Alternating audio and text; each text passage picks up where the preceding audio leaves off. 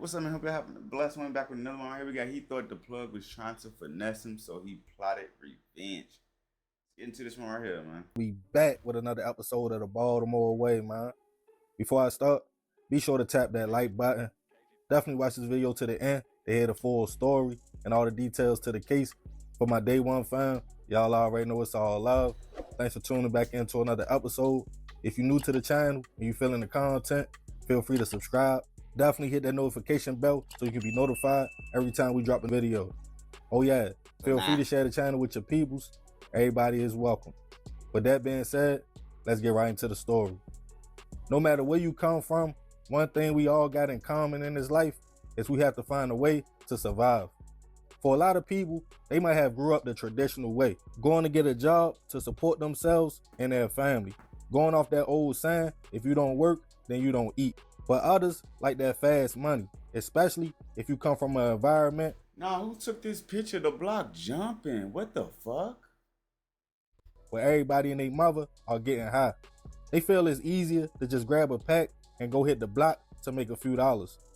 Once people jump into the streets, everybody think they are smarter and know more than the next man or woman. We all think we know the game and how it's supposed to go, how to carry ourselves while running down the rules to yourself every day before going outside. Most forget the number one rule though. That is, it's really no rules. No loyalty, no honor, and everybody is trying to survive. Even if that means taking something from you to make sure them and their peoples are straight. Trapping, hustling, hitting the block, whatever they call it in your part of the world, often feel the reward outweighs the risk. Some people are even bold enough to leave their city where they know how everything shakes and bakes at and go somewhere else, not knowing everybody plays the game different. What you might be able to do in one place, you probably can't do that in another. You add money in the mix, ego, respect, and survival. Now you have created a tense situation and an atmosphere that more than likely will make most people crash out. And on this episode of the Baltimore Way, we'll be taking it all the way back to 2014 to discuss the case of a man who thought his plug was trying to finesse him, so he wanted revenge. Back in 2014, 26-year-old Lester Snyder was trying to navigate life in Baltimore. Lester lived in Windsor Mill in a nice neighborhood with his mother, in which he often helped out with the bills. But Lester wasn't alone. He was in a committed relationship with a 26-year-old woman named Megan Goforth, who also stayed at his mother's house with him. The young couple trying to find their way out here and keep a couple dollars flowing, Lester decided he would hit the streets rather than get a job. And instead of moving solo, him and his girlfriend Megan could be business partners. He would sell the product and she could take him to make the sales since she had a car. Besides, he had to help out Mom Dukes, and fast money, what could go wrong? Lester felt like it was cool trapping in Baltimore City and Baltimore County, but it was a lot of competition. So he took the show on the road, and him and Megan will often travel to Carroll County and make their plays.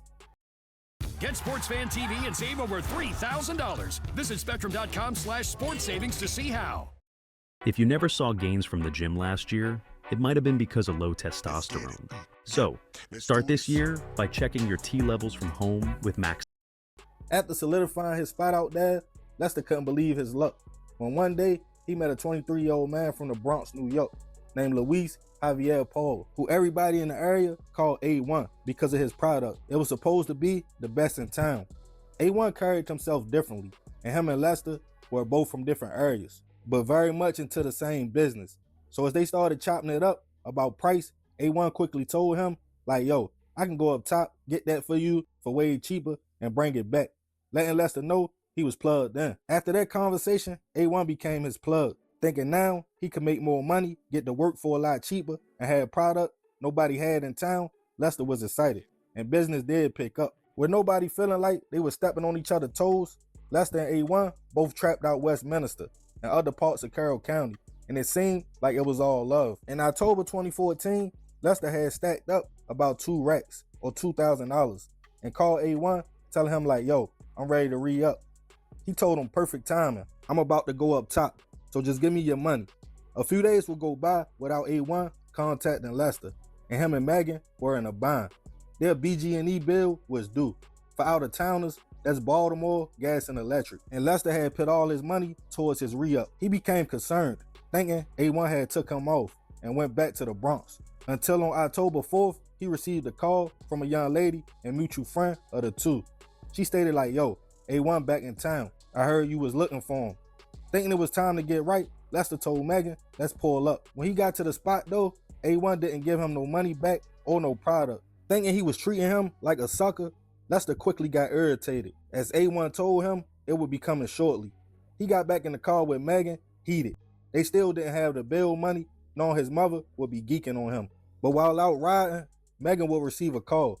It was A1, asking her could she give him a ride to a house in the area where he stayed while he was in town, with a woman who copped from him and Lester. That's when Lester thought, yo must think it's a game, telling Megan, I'm about to rob him. Lester got in the back seat, and when Megan pulled up to grab A1, he looked in the car, thinking it was strange for him to sit in the front and for Lester to be sitting in the back. They told him that Lester was hot and had warrants in the area for his arrest. So he got in the car and it seemed like a normal ride. Then when they got to a highway by the lady's house A1 was going to stay at, he started getting his stuff together before he got out. Once he got out the car, to his surprise, Lester jumped out right behind him and started letting off shots. Confused on what was going on, A1 called out like, what did I do, bro? I didn't do nothing to you. But Lester was on a mission. Once A1 fell to the ground, he went in his pockets and took a bag he had, then quickly ran back to Megan's car. But A1's homegirl, who he was going to see, walked out just as they was pulling off and saw him land on the side of the road.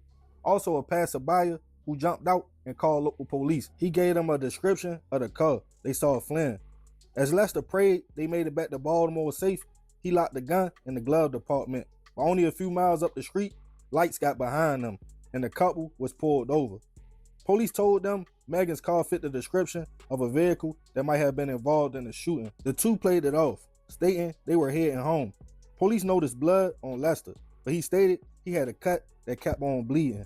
They asked to search the car, but Megan told them no, and with no probable cause, police wrote down the vehicle's information, took the couple's name, and let them go, not knowing the scene waiting for them down the street. As police got to the location of the shooting, they found Luis suffering from multiple gunshot wounds, and unfortunately, he would be pronounced gone on the scene. By that time, Megan and Lester had made it back to a friend's house in Baltimore County. He went through the items A1 had and became angry, saying, yo, I did all that, and he only had $300 on him. He gave his homie the gun, poured bleach on his hand, and tried to get rid of the gunpowder residue, bleached his clothes, and gave them to Megan to get rid of. She took the items to the apartment dumpster. Then they went home for the night. The next day, Lester woke up, still shaken up. He told Megan to go pay the BG&E bill and gave her some money, stating get her some fugs or cigarettes for out-of-towners, and also a Rello so they could smoke and wash the car. She did what she was told, not knowing police was on their heels. While leaving the car wash, she was stopped and taken into custody for questioning. At first, Megan tried to stand on all 10, even after police told her people in Carroll County was telling them Lester shot Louise over drug money and territory. She claimed her boyfriend didn't do nothing, but witnesses were talking, including a woman A1 was going to see, who looked out the window that night and saw Lester shooting at him. That same day, Lester was also taken into custody. They were both charged with first-degree hit, robbery, and other charges.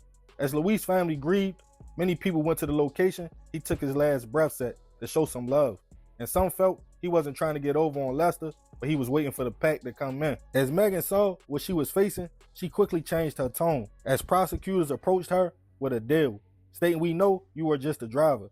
Testify on your boyfriend Lester, and we will make sure that you make out. As the case started making its way to trial, Lester was surprised to see the people he used to serve testifying on him. But as Megan took the stand, his heart dropped. She told the courts she knew he was mad at Luis about the money he gave him.